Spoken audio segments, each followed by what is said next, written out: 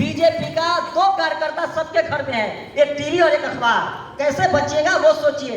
ये लड़ाई हम जैसे पत्रकारों की भी है, जिसके लिए कानून बन गया है कि अगर बोलोगे तो 5 साल का जेल हो जाएगा। सरकार ने कलेक्टर की भर्ती चोर दरवाजे से शुरू कर दी है। अब आप लोग को तय करना है कि न सरकारी नौकरी बचेगी, न सरकारी कंपनी बचेगी, न सरकारी जमीन बचेगी, न किसानों की जमीन बचेगी। तो आप करेंगे क्या?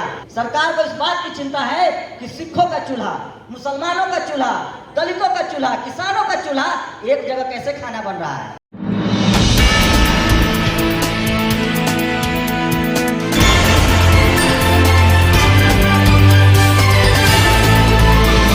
इस देश में अगर एक किसानों का आंदोलन नहीं होता तो इस देश में और कोई आंदोलन जिंदा नहीं रहेगा। शुक्रिया चढ़ूनी जी, मैं आपको रोज सुनता हूं और आपने इस देश का डेमोक्रेसी, संविधान और दलित समाज और ओबीसी समाज को तो बचाया ही है, इसलिए आपका शुक्रिया। लेकिन जो रवैया है आज लोगों का, जिस तरह से लोग आ रहे हैं जा रहे हैं, जिस तरह से कोई डिसिप्लिन नहीं है, इससे साफ है कि ये समाज हाशिए पर है, पिछड़ा हुआ है और पिछड़ा हुआ ही रहेगा। जब आप अपने हक अधिकार के लिए 2 घंटा बैठ नहीं सकते हैं तो आपको लगता है कि आप सरकार बना लेंगे, आप इस सरकार को झुका लेंगे। आप गफलत में जी रहे हैं और उदित जी आपकी सारी कोशिशें नाकाम हो जाएगी, क्योंकि लोग अपने हक अधिकार के लिए बिल्कुल सचेत नहीं है। और अगर वो सचेत होते तो 2 घंटा यहाँ जरूर समय देते। ये मैं आपसे शिकायत इसलिए कर रहा हूँ कि ये लड़ाई किसी किसान की नहीं है, ये लड़ाई किसी चढ़ूनी और शिकायत की नहीं है, ये लड़ाई किसी उदयित राज की नहीं है। ये लड़ाई हम जैसे पत्रकारों की भी है, जिसके लिए कानून बन गया है कि अगर बोलोगे तो 5 साल का जेल हो जाएगा। ये लड़ाई उन SC ST OBC के लिए है।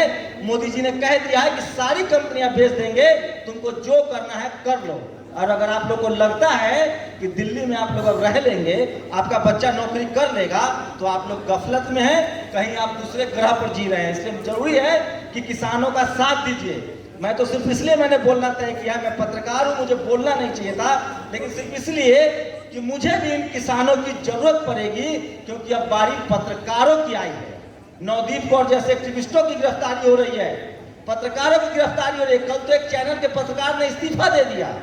मैं एक बार तय कर चुका हूं, मान चुका हूं कि इस देश में अगर अब किसी के पास ताकत है तो वो किसान जातियां जो आज लड़ रही है, जो 90 दिन से आंदोलन पर बैठी है, उनको सलाम कीजिए। और अगर ये आंदोलन वो हार गए तो न पत्रकार बचेंगे, न संविधान बचेगा, न लोकतंत्र बचेगा। और जब न लोकतंत्र बचेगा, न संविधान बचेगा, तो SC ST OBC माइनॉरिटी, हम लोग जो नौकरियों के सहारे थे, जो कंपनियों के सहारे थे, वो सब के सब सड़क पर लाचार और बेबस मारे जाएंगे। और वो हमको इतना मजदूरी भी नहीं देंगे, चाहे ठेला चलाइए, रिक्शा चलाइए, सब्जी बेचिए, आलू बेचिए, वो इतना आपको तनख्वाह भी नहीं देंगे कि आप 20 रुपए का आटा 200 रुपए किलो, 10 रुपए का आलू 100 रुपए किलो और 5 रुपए का भुट्टा 100 रुपए में खरीद पाइए। और रही बात, यहाँ जितने शेड्यूल कास्ट OBC के लोग हैं, जिनके शरीर पर आज कपड़ा है, गले में सोने का चैन है और जो मूछ रखे हैं, उनका बेटा अगर उनको लगता है कि वो डॉक्टर, इंजीनियर, IAS IPS बना लेंगे, तो आप लोग गफलत में हैं। सरकार ने कलेक्टर की भर्ती चोर दरवाजे से शुरू कर दी है। इस सरकार ने आरक्षण खत्म कर दिया है। इस सरकार ने कॉलेज यूनिवर्सिटी बंद कर दिया है। 5 राज्यों में चुनाव हो रहा है, वहां चुनाव हो सकता है, लेकिन दिल्ली यूनिवर्सिटी, JNU जैसी यूनिवर्सिटियां नहीं खोली जा रही है। पत्रकारों को कह दिया गया है कि या तो मेरी हाँ में हाँ मिलाओ या जेल जाने के लिए तैयार रहो। लेकिन मैं दुखी हूं, नाराज हूं कि खासकर शेड्यूल कास्ट के लोग जो पिछले 6 साल से आंदोलन चला रहे हैं, जो लगातार जेल जा रहे हैं, मारे जा रहे हैं, आज जब किसान खड़े हुए हैं तो हम लोग को सिर्फ उनका साथ देना है। और हम लोग 3 घंटा भी अगर कॉन्स्टिट्यूशन क्लब में नहीं बैठ पा रहे हैं तो ये हमारी नाकामी का पहला सबूत है। और आप कल्पना कीजिए कि जो किसान 90 दिन से लड़ रहा है उसकी क्या हालत होगी। इसलिए हम लोग किसानों के शुक्रगुजार हैं। हमारे बाप दादाओं के पास तो जमीन भी नहीं है, हम तो इनकी खेत में मजदूरी करते थे। अब तो हम मजदूरी करके भी पेट नहीं पाल पाएंगे, क्योंकि न तो हम 200 रुपए आटा, न 500 रुपए किलो चावल खरीद पाएंगे। अब आप लोग को तय करना है कि न सरकारी नौकरी बचेगी, न सरकारी कंपनी बचेगी, न सरकारी जमीन बचेगी, न किसानों की जमीन बचेगी। तो आप करेंगे क्या? इसलिए अगर अब भी मौका है, किसानों का साथ दीजिए, पत्रकारों का भी साथ दीजिए। मैं चरहुनी साहब से भी कहता हूं कि आपके संज्ञान में हर चीज है, अगर किसी सोशल मीडिया के पत्रकार की गिरफ्तारी होती है तो वो भी आप ही लोगों में ताकत है इस सरकार से लड़ने की, और ये आप लोगों ने साबित किया है। मैं अंदर की बात बता रहा हूँ, ये सरकार को किसान आंदोलन न उगलते बन रहा है न निगलते बन रहा है। पहली बार एक आंदोलन है जिसको न वो मुसलमान कह पा रहे हैं न जिसको दलित कह पा रहे हैं। सोचिए, इस आंदोलन में हाथ डालने से सुप्रीम कोर्ट डर रहा है। अगर ये दलितों का आंदोलन होता तो अब तक हटा दिया जाता, ये मुसलमानों का आंदोलन होता तो भगा दिया जाता। इस किसान आंदोलन ने इस देश के लोगों को, आपको पता है सरकार किसानों से डर नहीं रही है।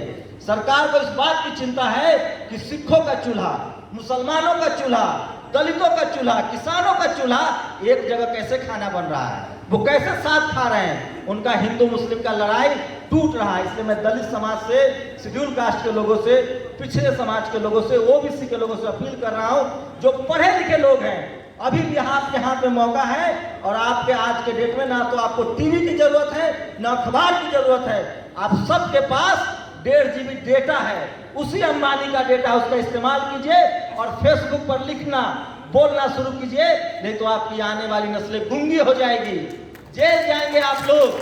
और मैं फिर कह रहा हूं, बीजेपी का 2 कार्यकर्ता सबके घर में है, एक टीवी और एक अखबार। कैसे बचिएगा वो सोचिए, आपको टीवी और अखबार बंद करना पड़ेगा। और एक और बात सुन लीजिए, जो टीवी अखबार दिखा रहा है वो खबर नहीं है, मोदी जी का प्रचार है। उनके कार्यकर्ताओं से बचिए, ये लड़ाई संविधान बचाने की है। अगर आप लोग नहीं बचा पाए, हम लोग नहीं बचा पाएंगे। अगर आज दलित समाज होता संविधान के लिए तो सुप्रीम कोर्ट कहती इसको भगा दो। ये तो किसान जातियां हैं जिनके डर से सुप्रीम कोर्ट ने भी अपने पैर पीछे खींच लिए हैं। मुझे बोलने में कोई गुरेज नहीं है, क्योंकि SC ST OBC के खिलाफ सारे फैसले एक कोलेजियम वाला जज ही करता है। हमें उदित राज जैसे लोगों की भी जरूरत है, हमें किसान नेताओं की जरूरत है, किसानों की जरूरत है। और अगर हम लोग अब भी एकजुट नहीं हुए तो सब मारे जाओगे। बारी बारी से लिख लो, गोलवरकर बंच ऑफ थॉट्स में लिखा हुआ है।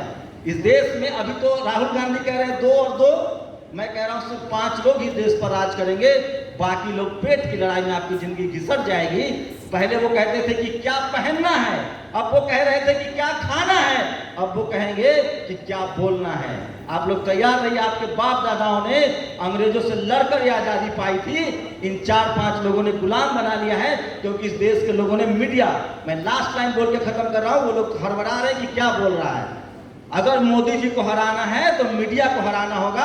और इस देश के किसानों का शुक्रिया जिसने तमाम चैनल के पत्रकारों को बेइज्जत करके जनता के नजरों में एक्सपोज कर दिया है, और किसी की हिम्मत नहीं है कि वो रिपोर्टिंग कर दे। और एक बात के लिए और शुक्रिया, जितने यूट्यूब और सोशल मीडिया वाले लोग थे उन सब ने लाखों रुपए की कमाई की है, वो भी किसानों की वजह से। क्योंकि किसानों ने जिस तरह से चैनलों को बेनकाब किया है, अब लोगों को लगता है कि असली खबर यूट्यूब पर है, फेसबुक पर है, ट्विटर पर है। और इसी का नतीजा है कि आज हम लोग का अभी पेट चल रहा है। इसलिए हम लोग की नैतिक जिम्मेदारी है कि वो भले हमें जेल भेज दे, हम किसानों की खबर दिखाएंगे, किसी कीमत पर दिखाएंगे। और चौधरी साहब, एक बार फिर दिल से शुक्रिया आपका कि आप लोग जो लड़ाई लड़ रहे हैं, आने वाली नस्लें आपका शुक्रगुजार रहेगी। मैं तो शुक्रगुजार हूं ही। आप सब ने हमको सुना, बहुत बहुत शुक्रिया।